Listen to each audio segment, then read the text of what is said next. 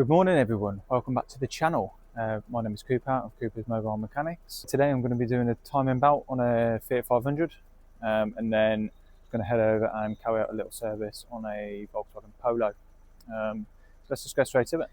It's been a little while since I've done one of these belts, but they're pretty straightforward. So to start off with, we've basically just got to get everything out of the way on the top. So just got to get the airbox off here, get the ECU out of the way. Underneath there is going to be all the coil packs to the spark plugs. Get that sensor out of the way, and then we've just got the engine mount and cover. And then once they're all off, we'll get the rocker cover off and get your timing tools in the top. And then we just got the auxiliary belt, get the crankshaft pulley off, and then we can lock it off at the bottom as well, and then swap the belt and pump over. First things first though, I'm putting the gazebo up, because although it's forecast to be dry today, that's a moody looking sky, isn't it? I think it is actually just starting to rain. The gazebo I've got, for anyone that's interested, is a 24MX one. It's been brilliant, to be honest. I've had it 3 years, but I think I'm going to have to get a new one because I notice it's just starting to rip. Just on the corners there, I'm getting holes, so I mean, it's not brilliant. It's going to be leaking a little bit, but at least it's going to protect me from most of the rain. Yeah, I think I might get a new one. Not sure whether to get the same one again or have a look at a different one. If anyone's got any recommendations of a good gazebo, by all means let me know, put a comment in. The only thing with this, obviously it's got the holes in. I think the material in it is a little bit thin. So if there's one with a bit of a thicker material, the base itself is fantastic, it's really sturdy, but yeah, the material is just a little bit thin, so I might just get one with that's a little bit thicker, a bit more durable. So now I've got pretty much everything out the way here. I've just got the engine mount to do. So I've just got the engine supported underneath there with a jack and a rubber block underneath the sump. And then we've just got these three 17mm nuts, I believe they are, 3 15mm. Get out of the way, and then there's another bit of the mount here that I'll take off, and then we can get the cover off. And like I always say, this is just my process of how I do the job. This isn't a guide, it's not a how-to, step-by-step instruction. You know, I'm not telling you how to do it. Everyone has different ways of going about the job. People might find different ways of making the job easier. Some people might take extra bits off just to make their life a little bit easier. You know, there are repair instructions, but there are other ways of doing the job. For example, me personally, I take the cam sensor completely out, as well as the solenoid here. I've taken that completely as well. Some people might just disconnect them and leave the sensors in. I just always take the sensors out purely because I can't see what's underneath this rocker cover. So obviously you can see the solenoid goes through there, and the sensor will probably go to about here as well on this side. I can't see what's underneath there. So if I try and take this rocker cover off and something's catching on this sensor or on the solenoid and I'm not aware because I can't see it, I don't want to start pulling and damaging anything. So for me, I'll just get them out of the way.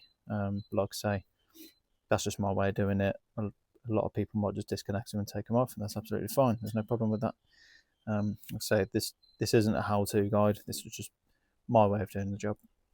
Now that this top part of the mount's off, we've just got four 15mm bolts there to take out, and then get that out of the way. So then once we've got the engine mount off, it's really just a case of getting that top cover off, and then it's just a case of getting the alternator belt off, the crankshaft pulley off, and then we can get that lower timing cover up. And the reason we're doing the belt is because there was no record of it being done, but by the looks of it, see the cracks going along the belt. Looks like I don't think it's ever been done, so it's a good job we're here, really. I've got the rocker cover off. I've got a new gasket to go on there as well. And then to time it up, just trying to get a bit of light in here. So on the end of the camshaft here, I don't know if you can see it, down there is like a sort of square notch. You want to turn the engine so that is pointing at 12 o'clock at the top, and then you can slip your tool into here. So it will rest across here, put a couple of bolts in, and should slot in there nicely. You see there, I've got the camshaft locking tool in. So it just goes into the notch at the end that I said about. Just secured it in there with a couple of the rocker cover bolts. Just nip them up finger tight. So then down here we've got the crankshaft locking tool. So you can see that little notch on the sprocket. That'll just go into there. So then I'll put that in place, bolt it in with the 3 crankshaft bolts. Up here I've got the 10mm bolt that was holding the cover on. That should screw into there. And if it all does, then you know it's in time, and that's not going to go anywhere. And then we can whip the belt off. So I've got the new timing belt and water pump on. This particular engine, what it says to do is put the belt on, move the tensioner, it says to its maximum position, and then turn the engine over twice. And then once you've done that, you lock it back up. So I've got my crank locking tool down there and the camshaft locking tool as well, and then you turn the tensioner to line it up at the points. So just there on the bottom of the tensioner, there's 2 little points that line up, and then once they do, you can torque that nut up. So now it's just a simple case of getting the tools out, cleaning all this up here. I'm going to stick a new gasket on the rocker cover, get that cover back on, and just reassemble it all in reverse order. They're ready, and then fill up the cooling system and get it all bled. And now I'm at my next job, the Volkswagen Polo, just for a quick service, just oil and filter with an inspection. The last job went absolutely fine. Like I say, it's a nice straightforward timing belt to do, to be honest with you. Little engine, not really much to get out of the way. Yeah, probably the worst thing about doing it really is in the inner wheel arch liner. For some reason, Fiat decided to use Phillips screws, which over time rust. And so it just makes them an absolute nightmare to get out. You've got all the dirt that's flown up in there, so they're just a bit of a pain to get out. Yeah, like I say, just got a nice little quick service to do on this one. These guys, they buy and sell cars, used cars. They'll always message me when they've got a car for sale. They'll message me, get me to come over and give it a service, give it a check over, see what it needs before they sell it. Really good customers. Anytime it needs any work, they get it done. And they've got this Golf GTD for sale at the minute, which I serviced maybe a month or 2 ago. Can't remember when it was. Yeah, like I say, they've always got nice, tidy little cars, and anytime it needs any work, they'll get it done. You know, they don't skimp out on anything, which is good. Nice little tip for anyone that comes across one of these engines for a service: filling up the oil, the actual oil cap, takes way too long. You have to trickle it in so slowly. You can't, if you pour it in too fast, it just guzzles over. And you have to trickle it in. It'll probably take you about 20 minutes to fill it up. So what I do is I'll just whip out the camshaft position sensor, put a little funnel in there, and then you put it in there, and it's a hell of a lot quicker. So it's now Wednesday. I'm just looking at this Peugeot 2008 for some faulty windscreen washers. So you try and use the switch, and it's not activating the pump. You can't hear anything at all. So I'm going to show you what I found. So I just started off with the basic checks. Check the fuse to begin with, which is fuse 27, that 15 amp, the 4th one on the right just up there. Bit of a pain to get to, just have to take the glove box out, but yeah, I've checked that fuse and that's all okay. So then I just made my way to the pump, simple 2-wire, just live and earth. So I've just got got my test leads in each pin, and then I'm just going to activate the pump using my diagnostic computer and just check to see if I'm getting a voltage read in there. So if I just go on to active tests here, that's okay. Hopefully you can see it, a bit of glare on the screen. If I go on to their visibility and windscreen washing control, we can then activate that pump using the computer via the control unit.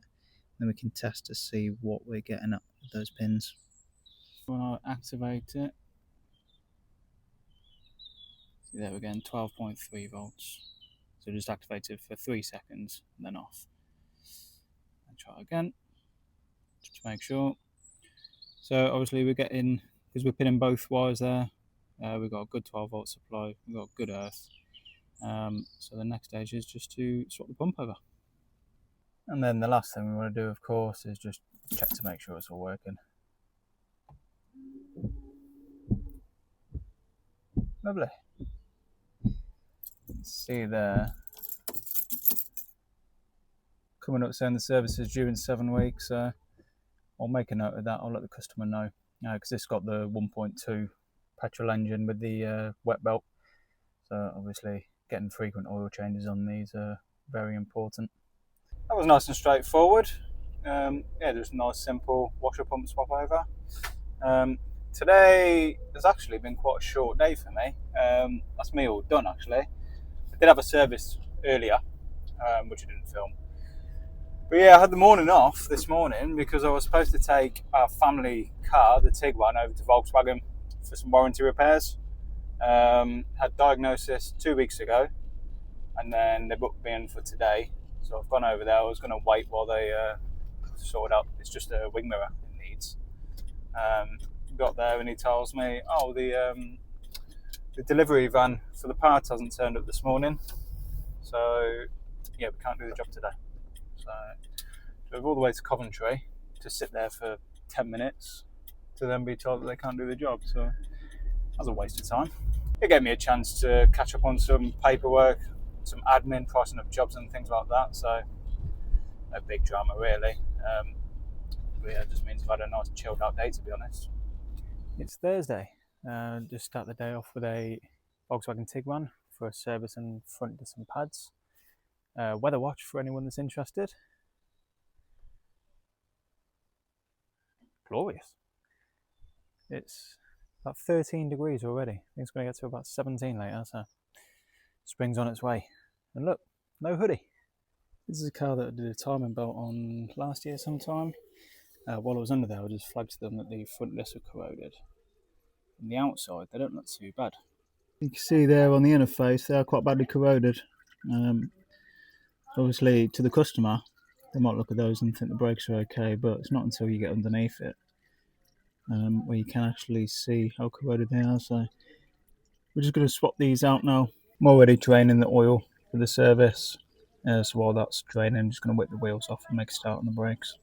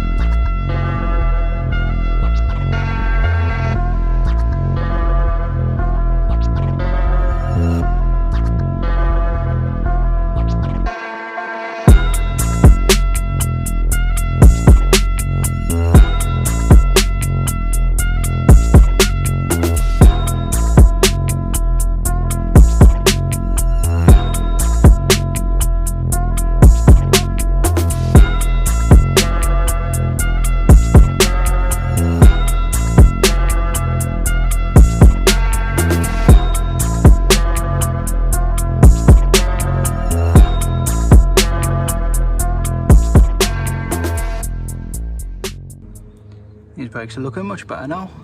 We're using Delphi disc and pads as usual. I think I've said in a previous video, the quality on Delphi, the brakes and the sort of steering and suspension components, they're really, really good. I really like them, never had any issues. So yeah, all that's done. Just go and do the other side and finish off the service. just been to go and look at a car, not for myself, but for a customer of mine. He saw a car that's been sitting on the drive for 4 years and he's interested in buying. But to be honest, it's not a nice car. I think he could have got it at quite a good price, but for what the car would be worth when it's all done, compared to how much he's going to have to spend on it, it's not worth it. For me, it's not worth it anyway, I wouldn't say so. To start with, the interior, when I first got there, I opened up the door, and the interior is completely covered in mould. Every seat, the door cards, the roof liner, the steering wheel. So it's either going to need a complete deep clean on it, or the interior swapping out for new, which obviously either way is going to be expensive. And mechanically, it wasn't that good.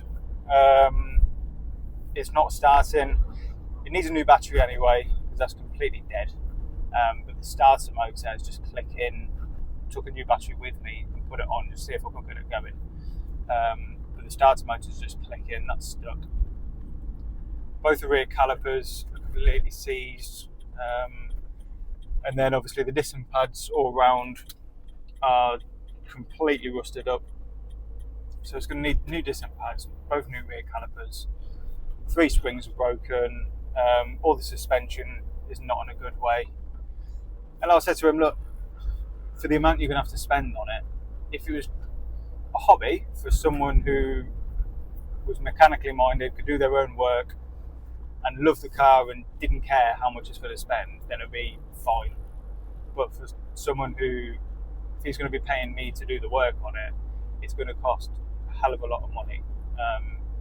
It's going to cost a lot of money even just to get it through an MOT.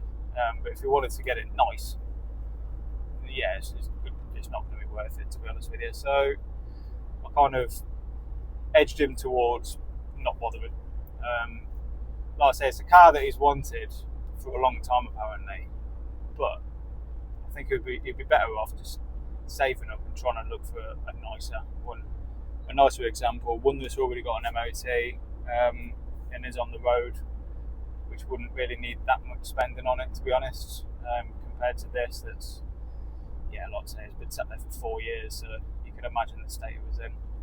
First job on this Friday morning is the Skoda CitiGo. He's complaining of squeaky rear brakes. After a little while, he said after a long drive particularly, it happens. The brakes start squeaking. So I stripped down, taking the drums off, looked at this passenger side rear first. Thought, there's a fair bit of brake dust in there. I thought, okay, fair enough. You can also see, kind of hard to pick up on the camera, but where the corroded lip is from this disc, they're kind of unevenly wearing these shoes. So I thought, okay, we'll try and give it a bit of a stripping and clean, see how we get on. And then I looked at the other side.